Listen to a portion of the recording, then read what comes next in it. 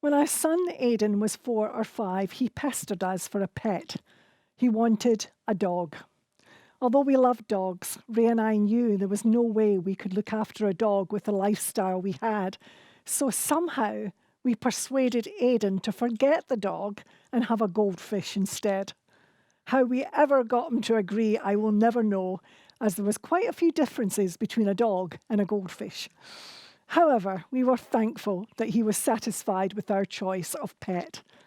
The great thing about a goldfish is that you don't have to take it for walks. You only need to clean its living quarters a few times a year and feed it every few days. Despite the little care you need to give a goldfish, we often forgot to feed it, or we ended up feeding it twice on the one day. However, no matter what happened to our little fish, it seemed to thrive in our home. We often joked that this was a supernatural goldfish. It lived on no matter what. However, one day we discovered Bradley, the goldfish, dead at the top of the bowl. Our beloved fish had departed to the great big fish tank in the sky, or so we thought. We were going to bury him in the garden near where we had buried a goldfish belonging to Daniel, our other son, many years before. However, a couple of days later, when we were away from home, we got a phone call from Aidan to let us know that Bradley was swimming about in his tank. He seemed to have been raised from the dead without even a prayer. He did have a disabled fin, though, and was moving slowly. However, in a couple of days, Bradley's fin healed and he was back to normal, swimming in his tank. I have often jokingly said that I wish I could have said that I had prayed for it and raised it from the dead. But instead, the truth is, we had all accepted that the fish was dead and nothing more could be done for it.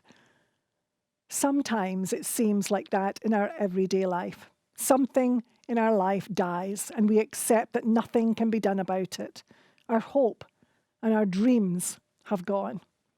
However, before burying it, wait and see what happens, because sometimes a dream which seems dead can be brought back to life. In the Bible, a woman called Ruth discovered this on her journey through life. It must have been really hard for Ruth when not only did her father-in-law and brother-in-law die, but also her own husband died too. The flame of hope in her heart for the future must have been really low. In those days, it was always the man's job to support his wife and family.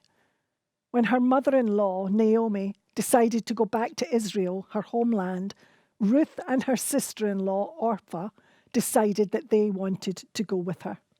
As they traveled, Naomi tried to persuade Ruth and Orpah to go back.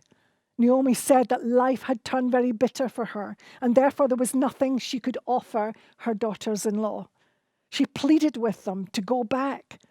If I were to paraphrase what she said, I would say it like this: Ruth, Orpah, the dream is dead. There is no future for you if you come with me. I cannot give you a husband. At least in your own family's home, you might have a chance to find a husband and have children. Return home, my daughters. The dream I had when I left Israel many years ago is not only dead, but well and truly buried. She was right. The dream was dead, and the road ahead unknown. Orpah decided to go home, but Ruth would not leave Naomi, and eventually a flicker of hope was seen in their lives. Read the story in the book of Ruth in the Old Testament. It's a beautiful, romantic story of how God turns lives around and brings hope and life into what was dead. Ruth falls in love with a man called Boaz, a relative of Naomi. Not only do they have children, but their great-grandchild becomes the king of Israel. If you look in Matthew chapter 1, you will see also that Jesus, the Messiah, came through their line of descendants. Not only did God ignite the flame of hope in Ruth's heart, but he fanned it into flame until it was a raging fire. If he can do this for Ruth, he can do it for you.